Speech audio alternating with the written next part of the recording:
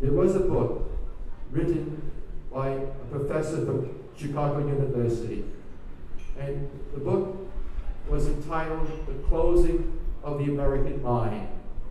The man who wrote the book was Alan Bloom. And I'd like to just share with you some of the things he said. It's important because how did we get to this point? How did we get to this point that all these values that were so sacred to America, to Western civilization, they're gone? How did this happen? What about our universities? What have they done? And he said this, the closing of the American mind, he said, according to Bloom, what we see today is young people lacking in understanding of the past and missing and having no vision of the future. They live in an impoverished present. Today's universities have taken and persuaded, I'm just trying to put this mic here. Today's universities, entrusted with their education, have not provided the knowledge of the great traditional of philosophy, of literature, of church teachings, of religions. And they made their students aware, of their nature and of man's place within it. Higher education fails to arouse in or to nurture in the students a sense of self-knowledge. And the separation today of modern science and technology from natural philosophy and traditions that preceded it has created a relativism. For Bloom, a liberal education means precisely helping students to pose the question that every young person must ask: who am I? What is man? Or with the Delphic oracle command, know thyself. The liberally educated person is one who is able to resist the easy and preferred answers of the world. For Professor Bloom, the university, instead of being today an island of intellectual freedom, where all views are investigated without restrictions, they have become, the university campuses have become inundated and saturated and preoccupied with society's problems and questions on health and sex and war, and they have become the place where people do social engineering from the campuses. So the people inside the universities have become identical with the people outside the universities and cannot give an answer to the problems of today. I was blessed to go to universities and seminaries where instead of closing the American mind, they closed the doors to the modern world. And they brought us back in a trip to those that lived before us who have something to say. It's very interesting. I go all around the world, and I'm in different countries where the language is different, they're eating different foods, they're speaking different languages. But within a week, I feel I haven't left home. Because you start to find out people are people, and they have something to tell you, and you learn from them. But not only are people all over the world our brothers and sisters in one humanity, people who have lived before us have something to tell us. And this evening, I just briefly would like to give you maybe a bit of a literary back trip. I look at the modern world and I say, what? How could you describe the modern world? I would say probably the literary genre you would use is probably tragedy. It's tragedy. People meaning well destroying themselves. I would say it's a world in which there's a lack of wisdom. They do not see total vision. See, in education, there's two types of knowledge: productive knowledge and directive knowledge. We have emphasized productive knowledge. What does that mean? It means how to make a living. So people can come out and they're very clever. You want to light up the city with nuclear energy, we'll do it. You want to blow up the city, we'll do it. Whatever you want, because they don't have directive knowledge. Wisdom, not just how to make a living, but you must come out knowing how to live, why you are alive, why you are here. When you go back, and I give you a few examples, you could go back and you find that people are the same. So I'll take you back 2,500 years ago. And there was a city called Athens. And in this city, there were incredible writers. Their names were Aeschylus, Sophocles, and Euripides. And they wrote marvelous plays and tragedies that are still very relevant unto this day. I'd like to just mention to you one play. It was written by Euripides.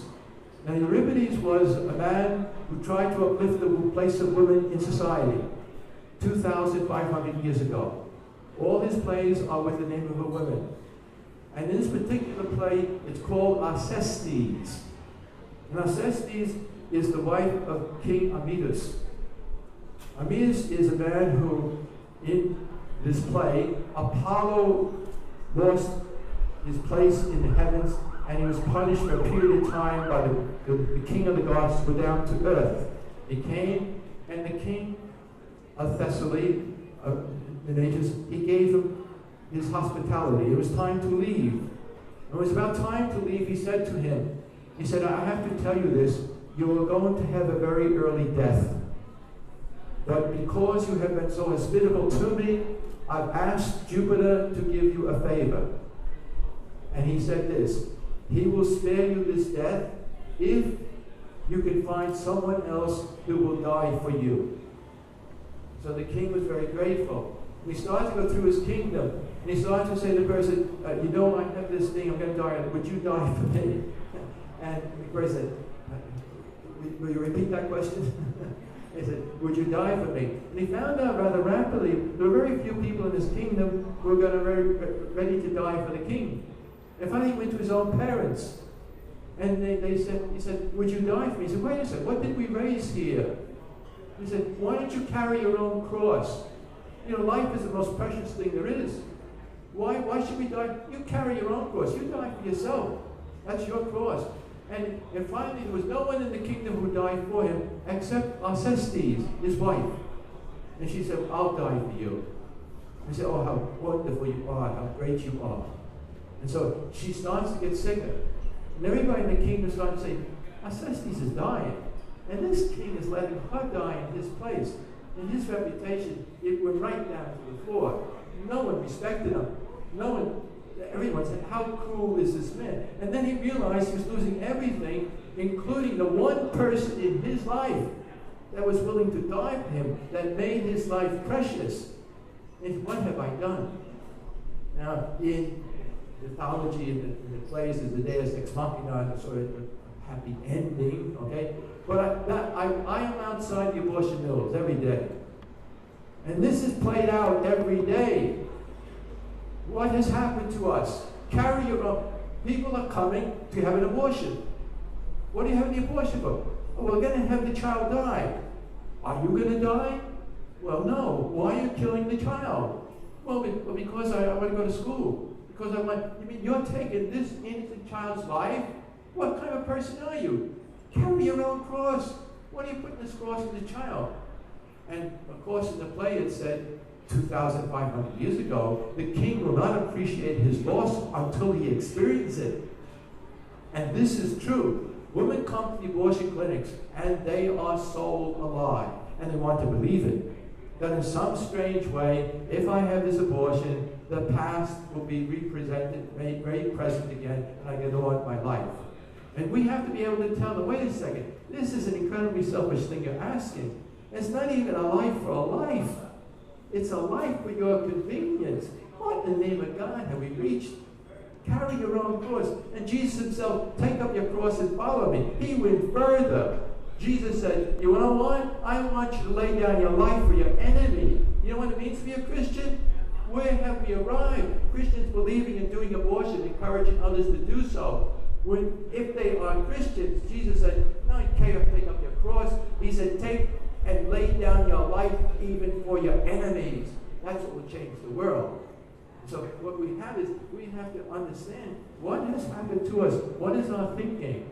Because when they go in, they want to believe this. So they go inside, and it happens that in the recovery room, they say, oh, thanks be to God, my womb is empty. And then 20 minutes later, my friends, the woman says, my God, my womb is empty.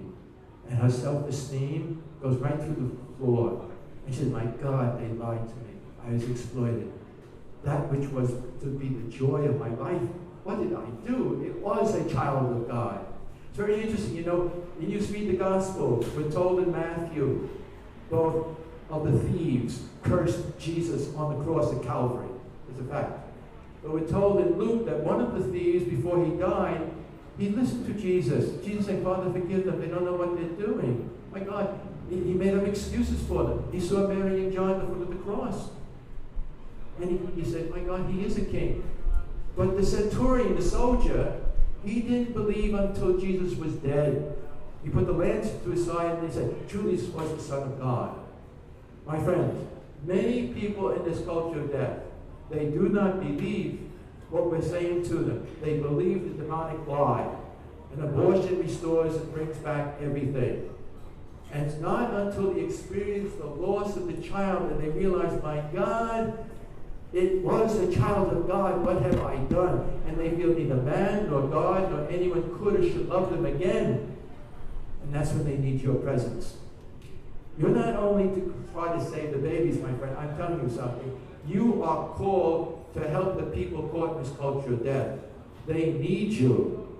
And that's why when I'm outside the abortion clinics, when the helpers are outside, we are there for the woman before the abortion and after the abortion. Because that's when they desperately need the love of God.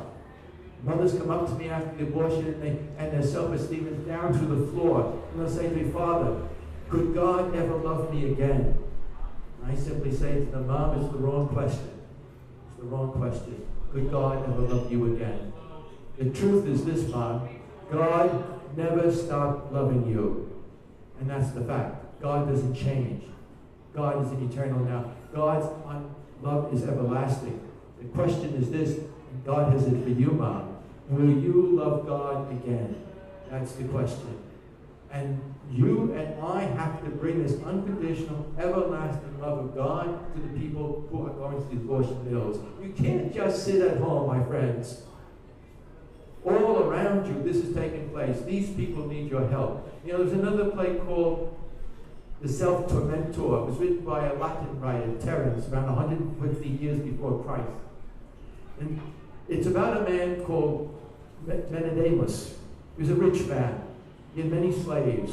Suddenly, from morning to night, he was out killing himself, working from sunrise to sunset. Everybody said he's crazy, he's crazy. And anyone would go up to him and ask him, what are you doing? He said, mind your own business.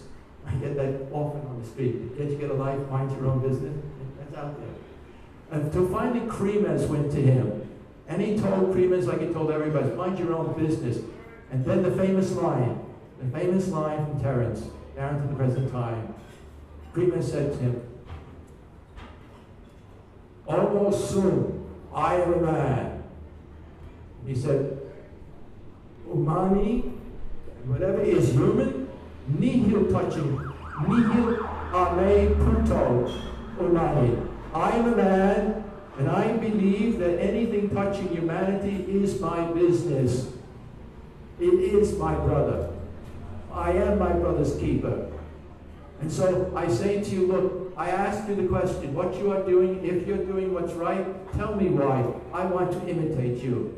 But if it is wrong, I am impelled to correct you. And I say to you this evening, Christianus sum, I am a Christian.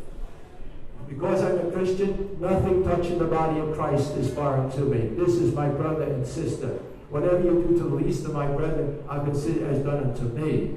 And so for double reasons, because I am a man, and this woman, this man going in is my brother and sister, and I have concern for them, and because I'm a Christian, this is my brother and sister in Christ. For a double reason, I must be willing to be rejected to help this person. Of course, in the play, what happens is he begins to break down and explain that he feels he drove his son out of the house, and he's punishing himself. He can't live with it. And it begins to break down. What is driving you here to this abortion clinic this morning?